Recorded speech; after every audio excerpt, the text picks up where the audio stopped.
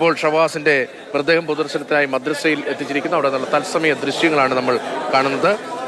Rahul K V അവിടെ നിന്ന് വിവരങ്ങൾ വായിച്ചു തരുന്നുണ്ട്. രാഹുൽ, എല്ലാവർക്കും പ്രിയപ്പെട്ട ഒരു കുട്ടിയായിരുന്നു. രാവിലെ തന്നെ ഡെപ്യൂട്ടി അച്ഛൻ പറയുന്നുണ്ടായിരുന്നു, ഒരു തരത്തിലുള്ള പരാതികളും ഇതുവരെയും ഷഹബാസിനെ കുറിച്ച് കേട്ടിട്ടില്ലായിരുന്നു. വീടിന് പ്രിയപ്പെട്ടവരായിരുന്നു, നല്ല രീതിയിൽ പഠിക്കുമായിരുന്നു, മോഡൽ പരീക്ഷയിലൊക്കെ നല്ല മാർക്ക് വാങ്ങുന്നുണ്ടായിരുന്നു, SSLC പരീക്ഷയ്ക്ക് വേണ്ടിയിട്ട് അത്രത്തോളം പഠിച്ചുകൊണ്ടിരിക്കുകയാണ്. അതിനിടയിലാണ് ഇങ്ങനെ ദാരുണമായ സംഭവം ഉണ്ടായത്. കുടുംബത്തിന് വലിയ പ്രതീക്ഷയായിരുന്നു. അവിടെ നിൽക്കുന്ന ഓരോരുത്തരുടെയും ഹൃദയം നടുങ്ങുകയാണ്. നമ്മളതെല്ലാം കാണുന്നുണ്ട്. എത്ര നേരം വരെ അവിടെ പൊതുദർശനം ഉണ്ടാകുന്നു?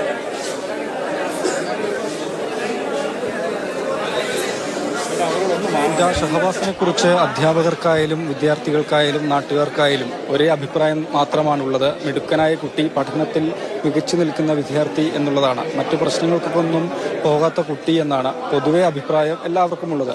ഈ ഷഹബാസിന്റെ മൃതദേഹം വീട്ടിലെത്തിച്ച സമയത്ത് കൂടുതൽ ആളുകൾക്ക് കാണുന്നതിന് അവസരം ഉണ്ടായിരുന്നില്ല. അവിടെ പ്രിയപ്പെട്ട മകനെ കാണുന്നതിന് രക്ഷിതാക്കൾക്ക്, അടുത്ത ബന്ധുക്കൾക്ക് മാത്രമാണ് അവസരം ഒരുക്കിയിരുന്നത്. തുടർന്ന് ചുങ്കത്ത് തന്നെയുള്ള മസ്ജിദിൽ മയ്യത്ത് നിസ്കാരവും പൂർത്തിയാക്കിയതിനു ശേഷമാണ് മദ്രസയിലേക്ക് മൃതദേഹം കൊണ്ടുവന്നിട്ടുള്ളത്. കുറച്ചു സമയം മാത്രമേ ആയുള്ളൂ ഇങ്ങോട്ടേക്ക് എത്തിച്ചിട്ട്. മറ്റു സ്ഥലങ്ങളിൽ കാണാൻ അവസരമില്ലാത്തത് കൊണ്ട് തന്നെ ആളുകൾ കൂടുതലായി വന്നിവിടെ കാത്തു നിൽക്കുകയായിരുന്നു, വരി നിൽക്കുകയായിരുന്നു.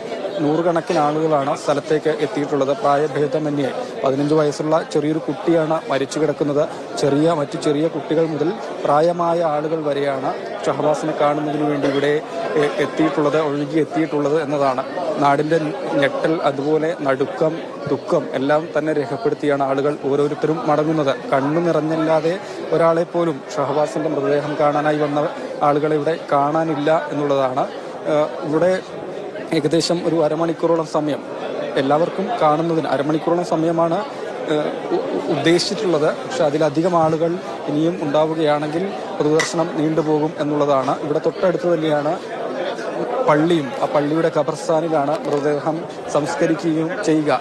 അതിക്രൂരമായൊരു സംഭവമാണ്. ഈ മദ്രസയിൽ നിന്ന് ഏകദേശം വളരെ കുറച്ച് ദൂരെ മാത്രമുള്ള സ്ഥലത്ത് വെച്ചാണ് ഈ സംഭവം നടക്കുന്നത്. 2 സ്കൂളുകളിലെ വിദ്യാർത്ഥികൾ, Elettil Vattoli MJ higher secondary സ്കൂളിലെ വിദ്യാർത്ഥികളും Thamarassery government vocational higher secondary സ്കൂളിലെ 10ാം ക്ലാസ് വിദ്യാർത്ഥികളും തമ്മിലാണ് ചേരിതിരിഞ്ഞ വിധത്തിൽ തമ്മിലടിച്ചത് എന്നുള്ളതാണ്.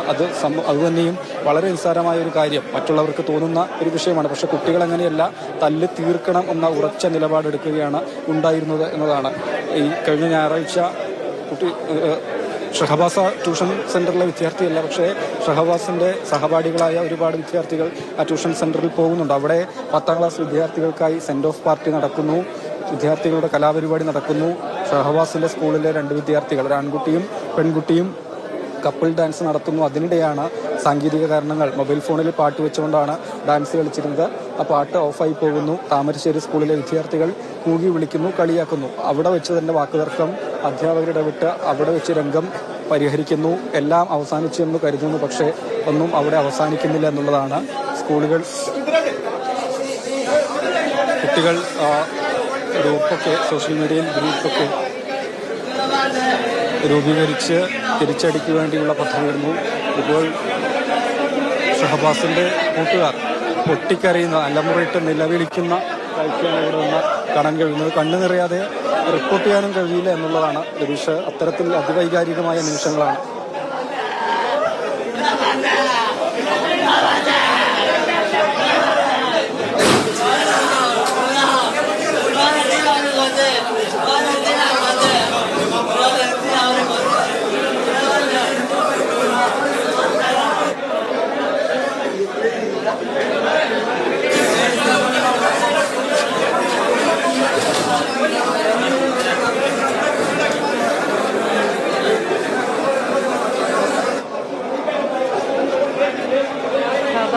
കൂട്ടുകാരാണ് അലമുറയിട്ട് നെഞ്ച് തകർന്ന് കരഞ്ഞുകൊണ്ട് അവൻ്റെ പേരെടുത്ത് വിളിച്ചുകൊണ്ട് ഓരോരുത്തരും കരയുകയാണ്. അവസാനമായി ഒരു നോക്ക് കാണുകയാണ്. ഇനി പ്രിയപ്പെട്ട കൂട്ടുകാരൻ ഇല്ല എന്ന് പറയുമ്പോൾ 2 ദിവസം കഴിയുമ്പോൾ SSLC പരീക്ഷ തുടങ്ങുകയാണ്.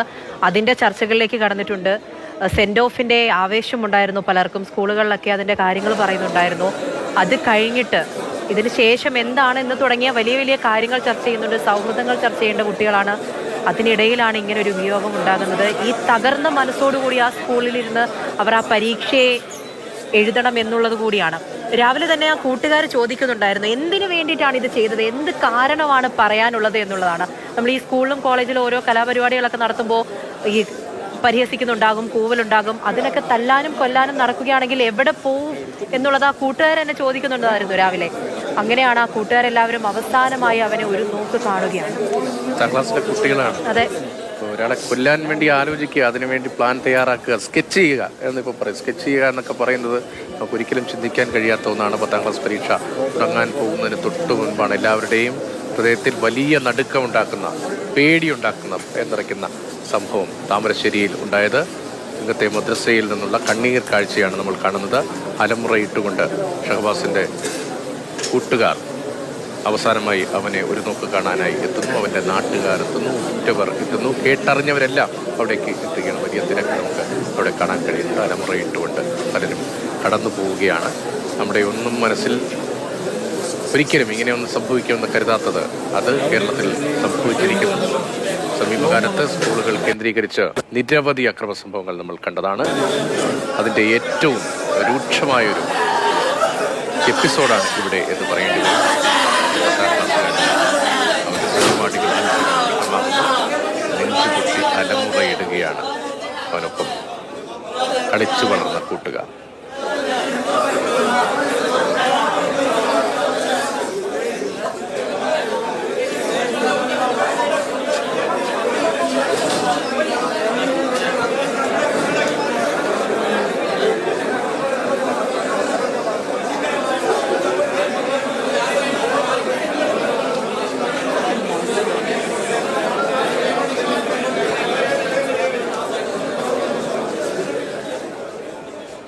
ഷഹബാസിന്റെ സ്കൂളിനെ സംബന്ധിച്ച് വലിയൊരു പ്രതീക്ഷയായിരുന്നു. അവൻ മോഡൽ എക്സാമിന് ഏറ്റവും മികച്ച മാർക്ക് വാങ്ങിയ ഒരു വിദ്യാർത്ഥിയായിരുന്നു. നല്ല രീതിയിൽ പഠിക്കുന്ന കുട്ടിയായിരുന്നു. SSLC പരീക്ഷ എന്ന് പറയുമ്പോൾ ഒരു സ്കൂളിനെ സംബന്ധിച്ച് അഭിമാനമാകേണ്ട ഒരു കുട്ടിയായിരുന്നു ഷഹബാസ്.